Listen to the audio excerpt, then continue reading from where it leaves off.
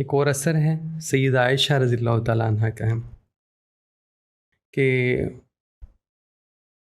عروہ کہتے ہیں عن ہشام ابن عروہ عن ابیہ قال قلت لعائشہ رحمہ اللہ انی اسمع ناسا یتناولون اصحاب محمد فقالت یا بنی ان اصحاب محمد كانوا مع رسول اللہ صلی اللہ علیہ وسلم وكان اللہ یجری لهم اجورهم فلما قبضهم اللہ احب ان یجری ذلك الاجر لهم.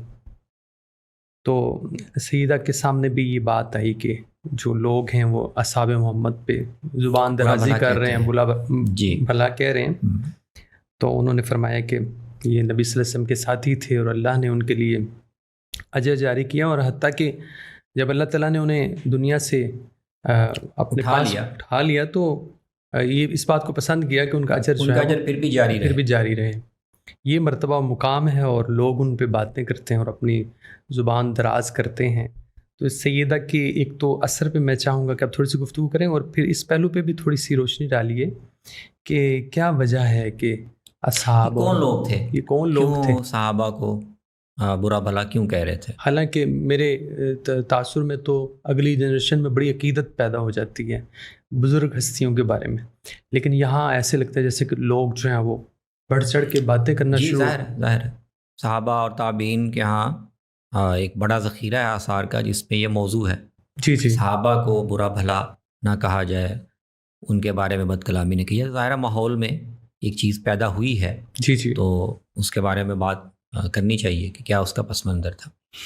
تو پہلی بات تو وہ یہ دیکھنی کہ اس اثر میں جو شام ابن عروہ اور ظاہر سیدہ سے عروہ بن زبیر نے نقل کیا ہوگا جو ان کے بھانجے ہیں جی اور ان کے شاگردوں میں راویوں میں بڑے راوی ہیں، کہ سیدہ عائشہ کے سامنے جب ذکر کیا گیا، کچھ لوگ اس طرح کہتے ہیں، تو انہوں نے اس میں یعنی بتانے کی کوشش کی کہ اس سے صحابہ کے مقام پر تو اثر پڑ نہیں رہا. صحیح وہ تو خدا کے ہاں اجر انہوں نے ایک اس کا خیر کا ایک پہلو اس میں نکال لیا. یہ اس میں بھی بڑی حکمت کی بات ہوتی ہے کہ اگر ایک منفی رویہ ماحول میں عام ہے اور اس سے ظاہر تکلیف ہوتی ہے، دکھ ہوتا ہے، تو اس میں تسلی کا ایک مضمون بھی پیدا کرنا چاہیے تاکہ جن کو دکھ اور تکلیف ہو رہا ہے تو وہ کچھ ان کی دکھ کا مداوع ہو جائے. یہ نبی صلی اللہ علیہ وسلم نے بھی اسلوب اختیار کیا تھا. قریش کے لوگ جب بہت زیادہ آپ کے بارے میں توہین، تنقیص، سب و شتم کرتے تھے تو صحابہ کو ظاہر تکلیف ہوتی تھی. بالکل تو نبی صلی اللہ علیہ وسلم نے ان کو تسلی کیسے دی؟ بخاری کی روایت ہے، آنمائک تم دیکھتے نہیں کہ اللہ تعالیٰ کیسے مجھے قریش کی ان بد کلامیوں سے محفوظ رکھتا ہے. صحابہ نے کہا کیسے؟ آپ نے فرمایا کہ اچھا انہوں نے حضور کا نام رکھا ہوا تھا نعوذ باللہ مزمم. بالکل ٹھیک. آپ نے میں دیکھو وہ تو مزمم کی مذمت کرتے ہیں، میں تو محمد ہوں. تو وہ جو کچھ بھی کہہ رہے ہیں انہیں کو خرافات بکتے ہیں وہ مجھ پر تو آ ہی نہیں رہی، مجھ پر تو اس کی زد پڑ نہیں رہی.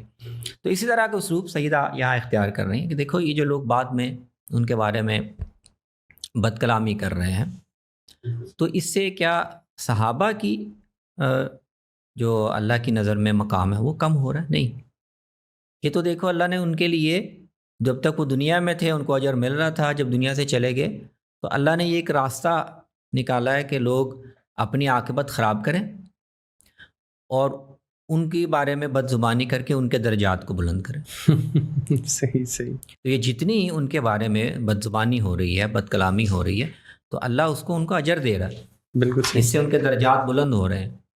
تو یہ لوگ اپنی طرف سے ان کا مقام کم کرنے کی کوشش کر رہے ہیں، لیکن حقیقت میں ان کا درجہ بلند کرنے کا ذریعہ بن رہے ہیں. اور دوسرا پہلو جو میں نے پوچھا ہے کہ وہ ان ساری جو سارے آثار ہیں اس کے پیچھے پس منظر تو ایک ہی ہے کہ صحابہ کے اندر جب یہ خاص طور پر سیدنا عثمان رضی اللہ عنہ کے خلافت میں ان کی بعض پالیسیوں کے حوالے سے بعض اکابر صحابہ کو بھی تحفظات تھے، بہت سے نوخیز لوگ، نوجوان لوگ، ان کے کچھ ناجائز اعتراضات بھی تھے. تو اس سارے ہنگامے میں ان کی شہادت ہوئی. تو جب شہادت ہو گئی اور سیاسی تقسیم بہت گہری ہو گئی تو ایک بڑا شدید رویہ ان کے معترضین کی طرف سے، ان کے ناقدین کی طرف سے یہ پیدا ہوا کہ ان کے بارے میں بد کلامی کی جائے، ان کو برا بھلا کہا جائے، ان کی شان گھٹائی جائے، ان کے کچھ ایسی چیزیں جو انسان سے سرزد ہوتی ہیں، حضور کے زمانے میں کچھ واقعات ہوئے، ان کا ذکر کر کے ان کی عیب جوئی کی جائے، ان کی شخصیت کا مقام گرانے کی کوشش کی جائے۔ تو یہ یعنی جب ایک سیاسی تقسیم ہو گئی، گروہ بندی ہو گئی، تو اس میں انسان کی ایک کمزوری ہے کہ وہ اپنے موقف کو صحیح ثابت کرنے کے لیے ایک اسلوب عام طور پر لوگ یہ اختیار کرتے ہیں کہ مخالف شخصیات میں جو نمایاں ہوں صحیح ان پر پھر ہم نے سیاسی مخالفین کو جیسے کی جاتی ہے۔ ایک رویہ افسوسناک پیدا ہوا جس میں زیادہ تر یہی نوخیز لوگ، نئے لوگ شامل تھے۔